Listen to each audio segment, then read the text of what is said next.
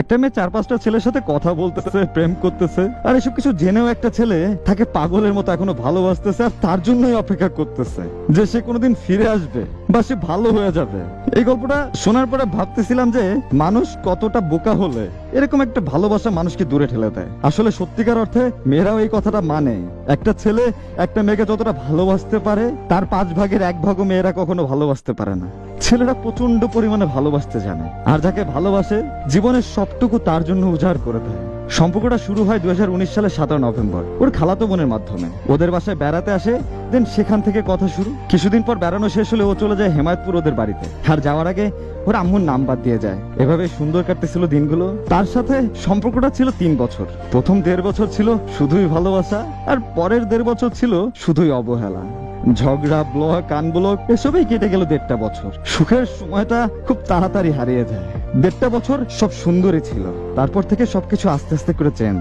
যে মানুষটাকে আমি চিনতাম সেই মানুষটা ক্রমশ এমন একজন মানুষে রূপান্তরিত হয়ে গেল যেটা আমি কখনো কল্পনাতেও ভাবি নাই। যে মানুষটা ঘন্টার পর ঘন্টা আপন মানুষের মতো সময় দিত, আমাকে কথা বলতো, সেই মানুষটাই একটা সময় ঠিকমতো কথাই বলতো না আমার সাথে। কিছু জিজ্ঞাসা করলেই ঝগড়া করতো, সময় দিত না আমাকে, অনেক অবহেলা করতো। ভাবতেই কেমন লাগে, যার প্রিয় মানুষ ছিলাম আমি, আজ তার কাছে আমি বিরক্তিকর মানুষ। খোঁজ নিয়ে জানতে পারলাম ওদের এলাকার কিছু ছেলে ওকে পছন্দ করে, আরো তাদের সাথে ফেসবুকে কথাও বলে। আর আমি এটা নিয়ে অনেকবার ওকে বারণও করছি, অনেক ঝগড়াও করছি এসব নিয়ে। আর আমি বারবার ওকে বুঝাইতাম, তবুও সে আমাকে না জানায় অনেক ছেলের সাথে কথা বলতো। যেখানে তার পিকচারে কোনো ছেলে কমেন্ট করলে সহ্য করতে পারতাম না, পাগলের মতো আচরণ করতাম, সেখানে যখন জানতাম ও আমাকে না জানায় অনেক ছেলের সাথে কথা বলে, এমনকি আমি থাকার পরেও 4-5টা ছেলের সাথে রিলেশন করে, নিজেকে সামলাতে অনেক কষ্ট হতো। না পারতাম ওরে কিছু বলতে, না পারতাম নিজে সহ্য করতে, তাই অনেক অত্যাচার করতাম নিজেকে। আমি এসব কিছু জেনেও সবসময় ওকে বুঝাইতাম, বলতাম দেখো তোমাকে আমি অনেক ভালোবাসি, এইসব কইরো না। তবুও সে এইগুলাই করতো। আর আমি অনেক কষ্ট পাওয়ার পরে ভাবতাম তাকে ছাড়া আমি বাঁচবো কিভাবে, তাকে তো আমি অনেক ভালোবাসি। আমাকে অনেক অপমান করতো, অনেক বাজে কথা বলতো, তবু সবকিছু না নীরবে সহ্য করে নিতাম, শুধু একটু ভালোবাসা পাওয়ার অপেক্ষায়। 2021 সালে যে কতবার ওর ব্লগ খাইছি হিসাব নাই। ওর সাথে কথা না হলেই নিজেকে পাগল পাগল মনে হতো জীবনের কিছুই নাই। আমি বরাবরই ওর সব অপমান, অবহেলা, এই সব কিছু ভুলা জাস্ট চাইতাম যে ও আমার মনের মতো হয়ে যায়, আমাকে একটু ভালোবাসবো। কিন্তু ওর এই বাজে অভ্যাস না কখনোই পরিবর্তন হয় নাই, আর না কখন আমি করতে পেরেছি। বরং ভালোবাসাটা আজও ঠিক আগের মতোই আছে। সোচ লাগে যে আমি তার মতো কখনো হইতে পারি নাই, বা সে যেমনটা আমাকে দূরে রেখে বিন্দাস লাইফ কাটাচ্ছিল আমি সেটা পারি নাই।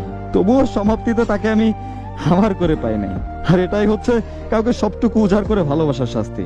মানুষ হয়তো সঠিক জিনিসটা বুঝতে একটু বেশি সময় নিয়ে ফেলে, তার কারণে যখন সে তার ভুল বুঝতে পারে বা সঠিক জিনিসটা বুঝতে পারে, তখন তার কাছে না আর এই ফিরে পাওয়ার সুযোগটা থাকে না। কতই না মেয়ের জীবনে গল্প বললাম, কত অভিযোগ, এমন একটা মানুষ পেলাম না। কিন্তু দেখেন, যে পায় সে কদর করতে জানে না। কদর করতে না জানলে সে জিনিস কি বেশি দিন টিকে? লোহাতে একদিনে হয়তো জং না ধরতে পারে, কিন্তু মাসের পর মাস, বছরের পর বছর যদি ফেলে রাখেন তাহলে তো ধরবেই।